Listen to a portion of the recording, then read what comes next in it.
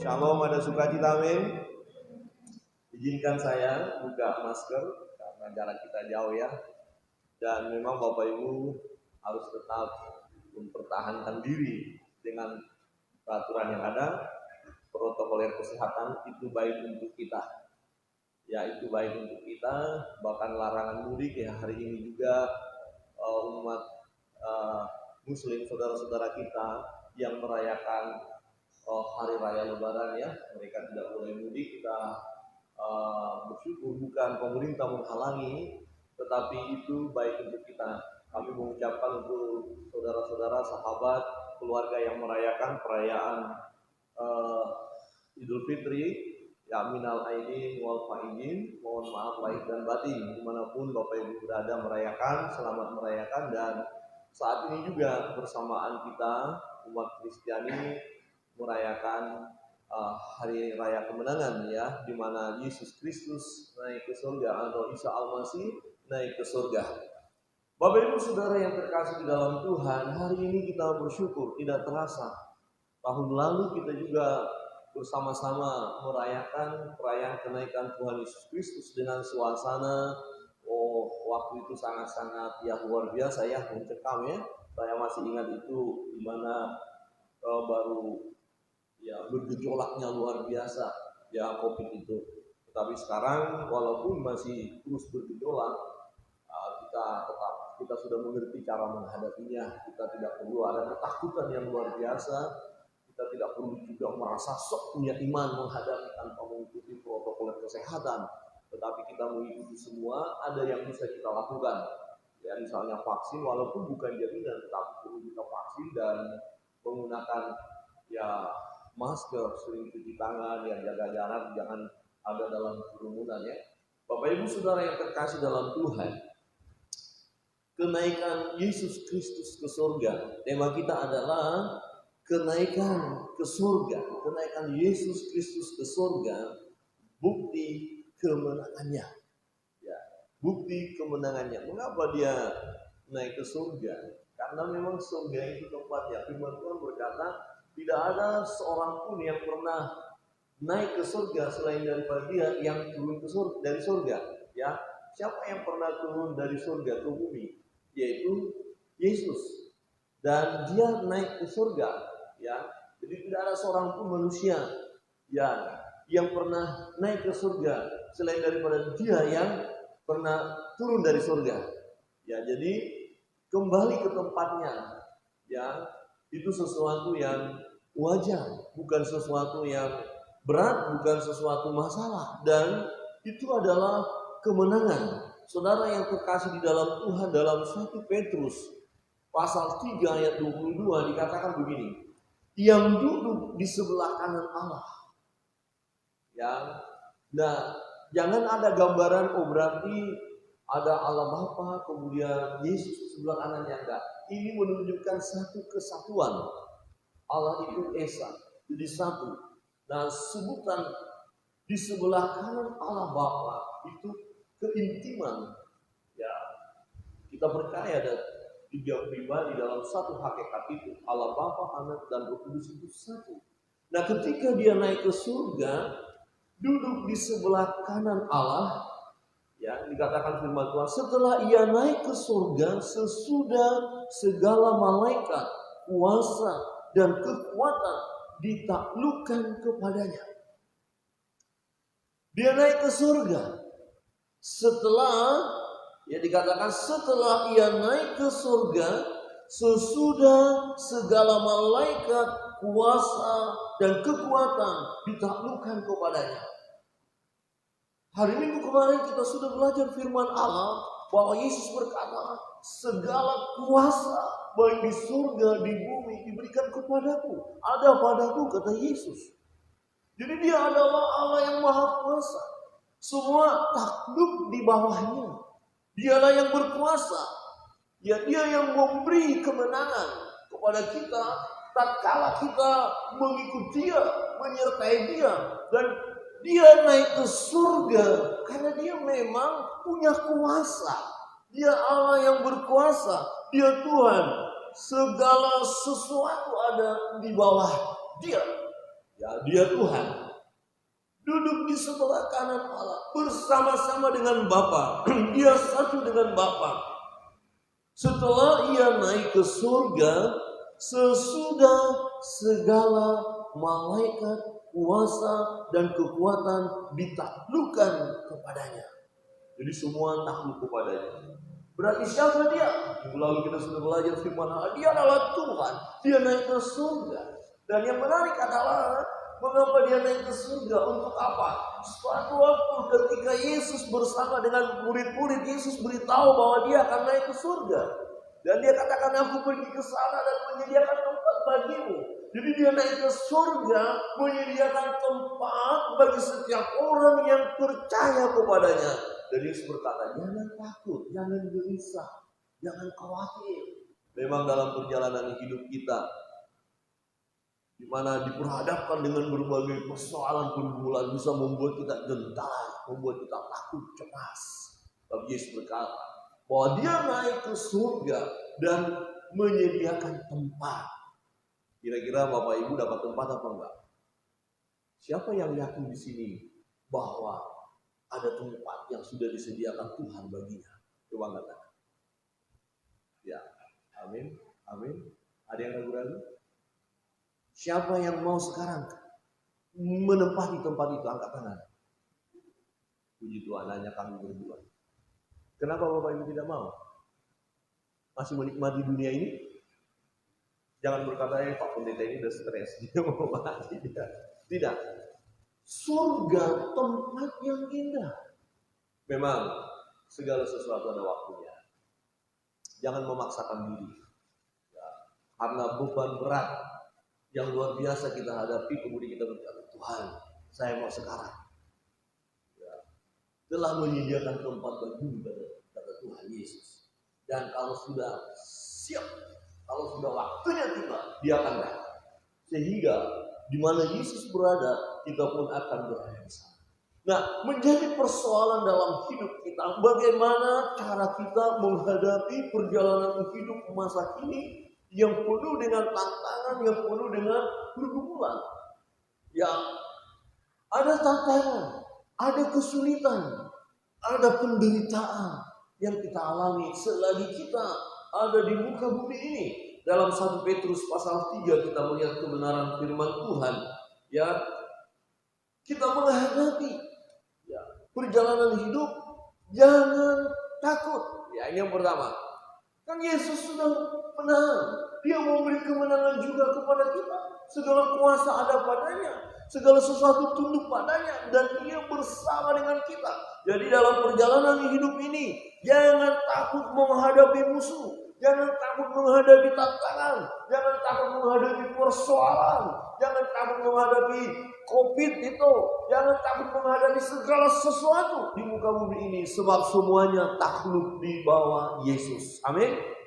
Ada di dalam kuasa Yesus, dan ketika segala tantangan, persoalan, pergumulan yang kita hadapi memang terjadi dalam hidup kita, itu juga atas seizin Tuhan dan tidak melebihi kemampuan kita untuk menghadapi berbagai persoalan yang ada. Saudara yang terkasih di dalam Tuhan, di ayat 14 berbunyi demikian, 1 Petrus 3. Tetapi sekalipun kamu harus menderita juga karena kebenaran, kamu akan berbahagia. Sebab itu janganlah kamu takuti apa yang mereka takuti, dan janganlah gentar. Apa yang kita takuti dalam perjalanan hidup ini? Banyak sekali yang kita takuti. Bukan hanya orang yang mau melakukan hal yang jahat kepada kita. Mungkin pada saat beberapa tahun yang lalu, beberapa masa yang lalu, tantangan orang Kristen, mungkin ada orang-orang jahat, orang-orang yang tidak percaya kepada Tuhan, melindas, menganiaya orang percaya. Ya, dalam 1 Petrus, kisah ini memang menunjukkan tekanan yang dihadapi oleh orang-orang percaya, orang-orang yang hidup di dalam kebenaran. Nah, tantangan ini juga sama kita hadapi, hanya versinya berbeda. Ya, tantangannya yang berbeda. Tetapi ketika kita mempertahankan kebenaran, ada risikonya. Ada risiko ketika saudara mempertahankan kebenaran itu. Ketika saudara hidup dengan cara yang benar. Ada tantangan, bahkan ada kesulitan, ada penderitaan yang harus kita alami oleh karena kebenaran. Dan Alkitab berkata, jika karena kebenaran kita menderita, berbahagialah. Saudara nanti baca. Bahwa orang-orang yang hidup di dalam kebenaran mempertahankan hidupnya saleh, hidup benar di hadapan Tuhan, dan kemudian dia mengalami perlakuan yang tidak baik, mengalami penindasan. Ya, Tuhan bilang apa? Berbahagia. Daripada kita menderita karena perbuatan kita yang jahat. Saudara yang terkasih dalam Tuhan, jangan takut. Mengapa? Segala sesuatu yang mau menyerang kita, yang mau menghancurkan hidup kita, yang mau menyakiti kita, sesungguhnya kuasanya tidak ada apa-apanya dibandingkan kuasa Yesus. Yesus sudah menaklukkan segalanya. Jadi waktu dia ada di bumi, puncaknya adalah kematiannya di kayu salib itu, mengalahkan maut itu. Dan setelah ditaklukkannya semuanya, kemudian dia naik ke surga. Dengan kata lain, sesungguhnya hidup kita saat ini, oleh karena kita percaya kepada Yesus, kita ini ada di dalam kuasanya. Kita ini ada di dalam posisi aman. Amin. Coba lihat kiri kanan dan katakan posisimu aman. Satu lagi tambahkan, dan terkendali. Amin. Aman saudara. Bukan kekuatan kita yang membuat kita aman. Kalau saudara mengandalkan kekuatan saudara supaya saudara aman, saya mau berkata, saudara akan kecewa. Karena kekuatan saudara, kekuatan saya sangat-sangat terbatas. Jujur, kita ini sangat lemah. Sebenarnya kita ini rapuh secara manusia. Lebih gampang putus asa. Ya, cirinya gampang, kita lihat aja kalau ada, ya sejak kecil lah, kalau ada masalah biasanya kita ini suka ngambek. Coba angkat tangan di sini, jujur di hadapan Tuhan. Siapa dari kecil atau mungkin sampai sekarang juga senangnya ngambek? Angkat tangan. 1, 2, yang jujur saja deh. Yang gak jujur biasanya itu lebih parah sebenarnya. Ibu-ibu ketika punya masalah dengan suami pernah ngambek nggak? Ayo ibu-ibu jujur. Puji Tuhan, jujur. Bapak-bapak pernah ngambek nggak? Halo bapak-bapak. Pak Umbu mulai, saya mau angkat tangan atau enggak? Angkat tangan aja Pak, nggak ada ibu kok. Semua kita, pemuda-pemuda, bagaimana? Pernah ngambek nggak? Pemudi, pernah ngambek? Oh pernah, pelayan-pelayan Tuhan. Ayo pelayan Tuhan, jujur. Pernah ngambek nggak? Angkat tangan pelayan Tuhan. Saya udah tangan duluan. Puji Tuhan. Pengurus majelis, pernah? Oh iya. Kita lemah, kita rapuh. Tetapi kenaikan Yesus Kristus ke surga menunjukkan dia memang berkuasa. Dia sangat indah sekali. Sesudah segala malaikat, kuasa dan kekuatan ditaklukkan kepadanya. Setelah semua dibereskan. Artinya kira-kira begini. Saya mau bepergian. Ya, tetapi sebelum saya bepergian segala sesuatu yang akan aku tinggalkan ini aku bereskan dulu. Nah, kira-kira begitu. Nah, setelah semua beres, saya pergi. Jadi segala sesuatu yang saya tinggalkan tidak akan mengalami ketakutan lagi. Karena sudah saya bereskan. Kira-kira begitu. Tuhan sudah bereskan sebenarnya untuk kita. Bukan berarti kita nggak ada persoalan loh. Bukan berarti kita nggak ada pergumulan. Ada.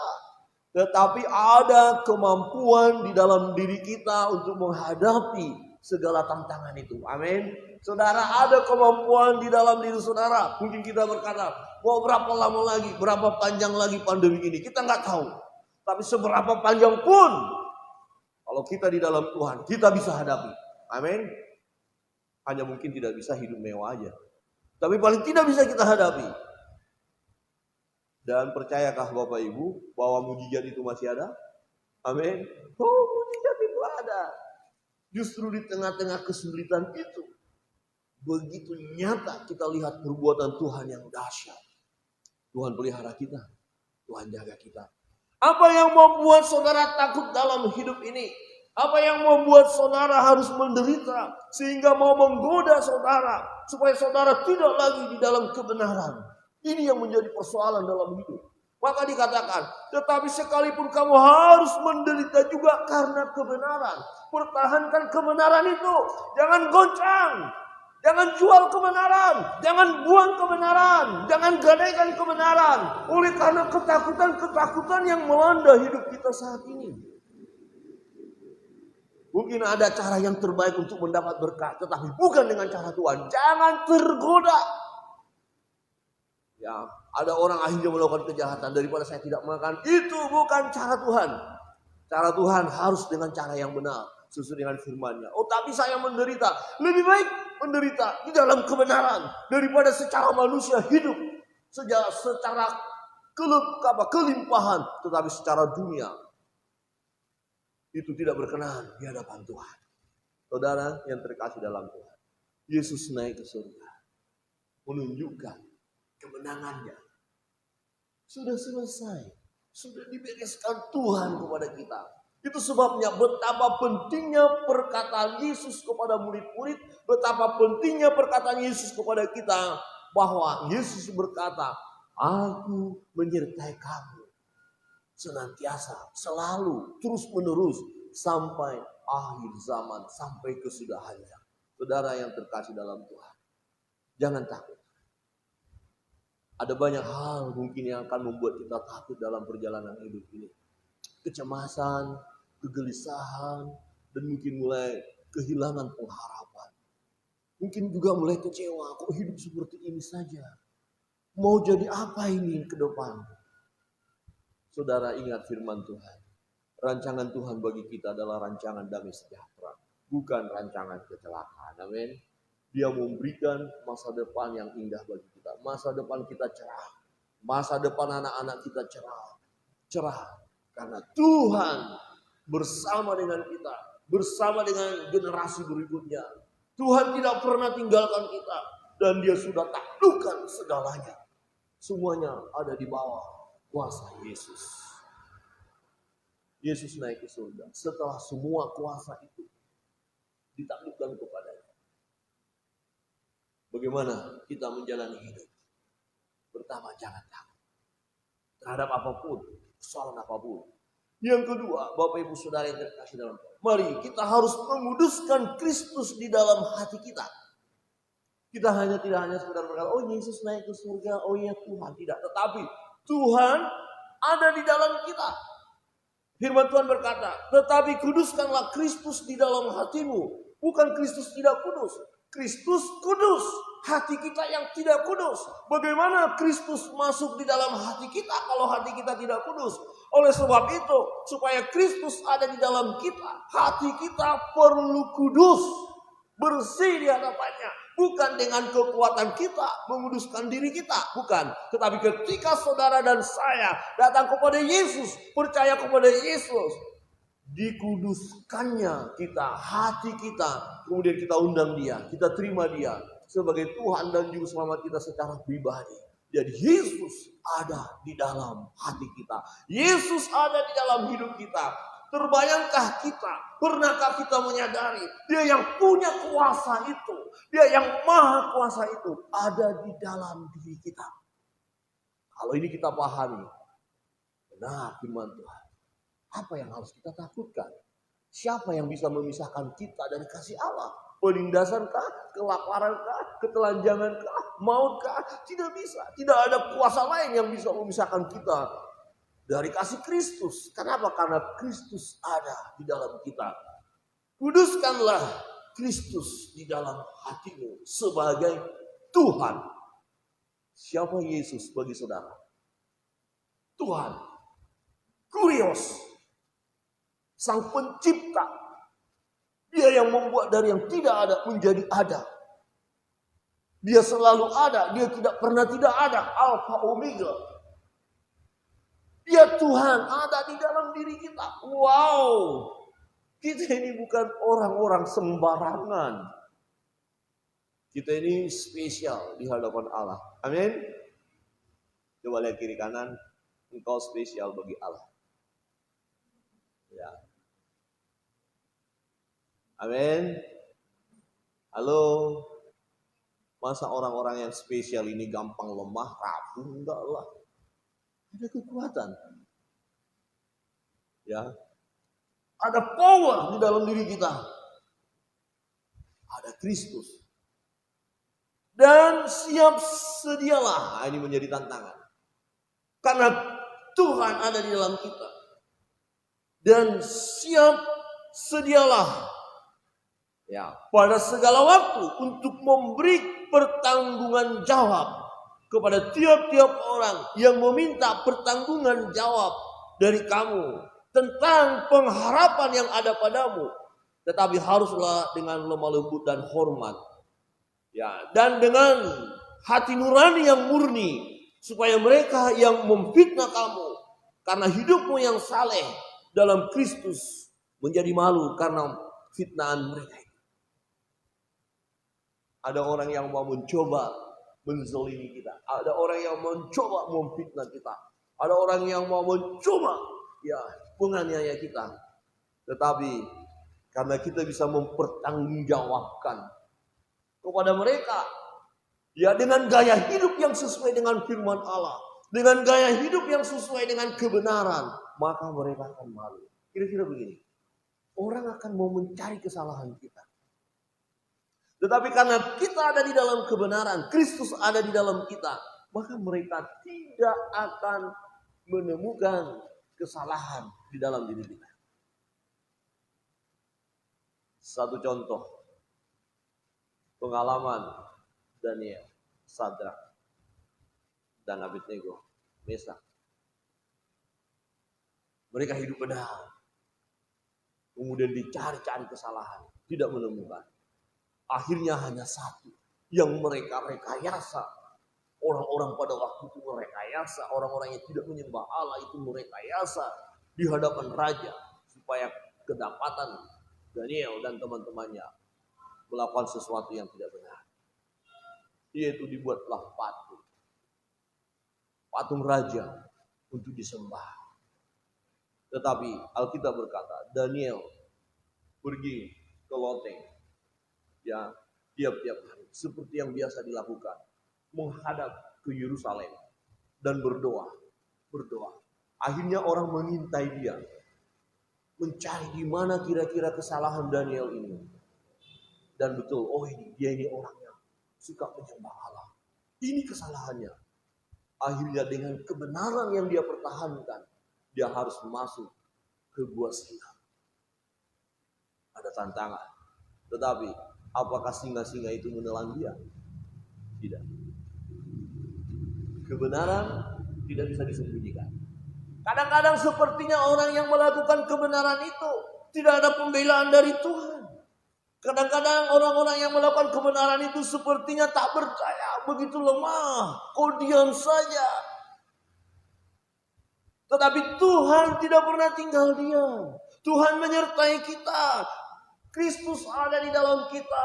Kuduskan Kristus di dalam hatimu sebagai Tuhan. Dia Tuhan, Dia Allah kita yang berkuasa, yang menyertai kita, yang tahu persis apa yang kita alami. Dia tahu persis kondisi saudara, pergumulan saudara, hidup saya. Dia tahu. Bahkan kita tidak bisa bersembunyi di hadapannya. Mungkin kita coba-coba bersembunyi. Mungkin kita coba-coba berdalih. Mungkin kita coba-coba merekayasa sesuatu di hadapannya. Tetapi dia tidak akan bisa tertipu. Dia tahu semuanya terbuka. Kita bisa membohongi orang lain. Misalnya saya datang ke rumah Bapak Ibu. Pas Bapak Ibu makan. Mari Pak Pendeta makan. Saya bisa bohongi. Oh makasih sudah makan. Barusan makan. Silakan lanjut. Padahal saya belum makan. Ya, tapi kan tidak enak. Ya udah sudah makan. Saya bohong nggak? Bohong. Saudara tahu? Saudara tidak tahu kalau saya bohong, tapi Tuhan tahu. Terus bagaimana Pak Pendeta kalau begitu kasusnya supaya tidak berbohong kita? Ya, ada yang tahu nggak? Mari Pak makan. Oh ya sudah kemarin. Kemarin kan sudah makan. Nah, ini siang ini makan. Siang ini diajak makan. Ternyata dari tadi pagi kan belum makan. Kalau kita bilang sudah makan barusan atau tadi, persis sudah mau ke gereja sudah makan, padahal belum. Kita kan bohong. Tapi kemarin sudah makan. Nah kemudian kita bilang, ya sudah makan kemarin. Itu kan kemarin, ayo mari masuk makan. Padahal kita kan sungkan aja ya, malu. Tetapi kalau kita malu seperti itu, Tuhan juga tahu. Apa yang saudara pikir Tuhan tidak tahu? Ada, semua Tuhan tahu, karena Kristus itu ada bersama dengan kita. Jadi Bapak Ibu Saudara yang terkasih dalam Tuhan, jangan kita mengalami kecemasan dalam hidup ini, takut menghadapi tantangan yang ada. Bukankah Kristus ada di dalam kita? Dia bersama dengan kita. Jadi dengan kuasanya yang dahsyat itu akan memampukan kita tetap bertahan menghadapi segala situasi yang ada, segala kondisi yang ada. Bahkan kita akan lahir menjadi pemenang. Seperti firman Tuhan katakan, kita lebih daripada pemenang. Tidak hanya sekedar menang, karena kita ada di dalam kebenaran, kita akan mengalami kemenangan demi kemenangan dalam kehidupan ini. Amin. Karena Yesus naik ke surga, dia Tuhan, dia berkuasa. Dia berkuasa memberikan kemenangan kepada saudara dan saya. Yang ketiga, Bapak Ibu Saudara yang terkasih dalam Tuhan, kita harus bersyukur bahwa Kristus membawa kita kepada Allah. Dengan Yesus naik ke surga, itu menjadi jaminan bahwa kita pun akan dibawanya juga ke surga. Perhatikan di ayat 18.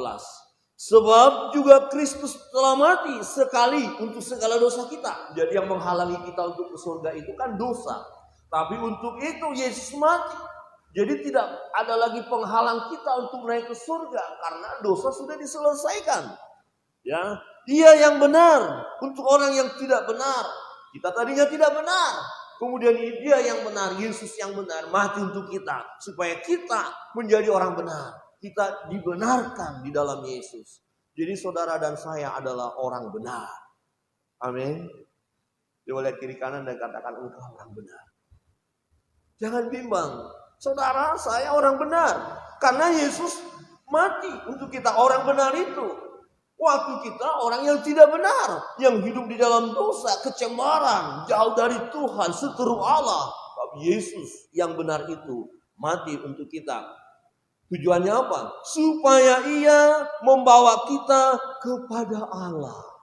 Saudara dan saya akan dibawa Kristus kepada Allah, akan masuk surga. Dia yang telah dibunuh dalam keadaannya sebagai manusia. Kita melihat sepertinya tak berdaya, memang dia mati. Tetapi yang telah dibangkitkan menurut roh Allah.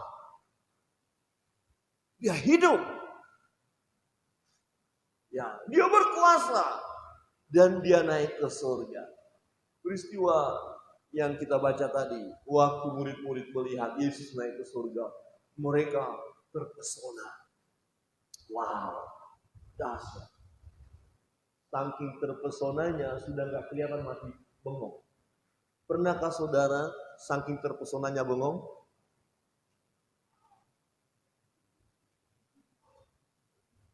Akhirnya siapa yang ingatkan mereka? Halo, ada yang ingatkan murid-murid? Ada kan? Siapa? Malaikat ya? Jangan bengong. Yang kau lihat itu yang naik, dia akan turun. Seperti kau melihat dia naik, dia pun akan turun. Jadi jangan saudara percaya Yesus sudah ada di sana, Yesus sudah ada di sana, Yesus sudah enggak gitu. Nanti di bukit itu, di situ, karena di tempat itu, di tempat dia naik, di situ juga dia akan turun. Pernah mendengar Yesus sudah datang? Ada ya? Ada yang bilang dia sudah di Papua. Ada yang sudah di Kupang.